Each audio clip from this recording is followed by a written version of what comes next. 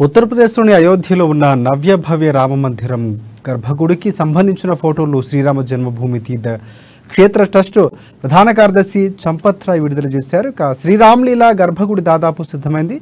Lighting పనులు కూడా పూర్తయ్యాయని ఆయన ట్విట్టర్ వేదికగా వెల్లడించారు. ఆగమ శాస్త్రం ప్రకారం ఆలయ నిర్మాణం జరుగుతుందని తెలిపారు. 10 రోజుల పాటు జరిగే రామమందిర ప్రతిష్టాపన ఉత్సవాలు జనవరి 16న ప్రారంభమవుతాయి. ఆలయ గర్భగుడిలో శ్రీరాముడి విగ్రహ ప్రతిష్టాపన జనవరి 22న మధ్యాహ్నం 12:45 నుంచి 1 గంటల మధ్య ప్రాంతంలో జరుగుతుంది. ఈ మహోత్సవానికి ప్రధాని నరేంద్ర మోదీ ముఖ్య అతిథిగా హాజరవుతారు. ఈ ఘట్టాన్ని వీక్షించేందుకు 6,000 మందికి పైగా ప్రముఖులు అయోధ్యకు వెళ్లనున్నారు.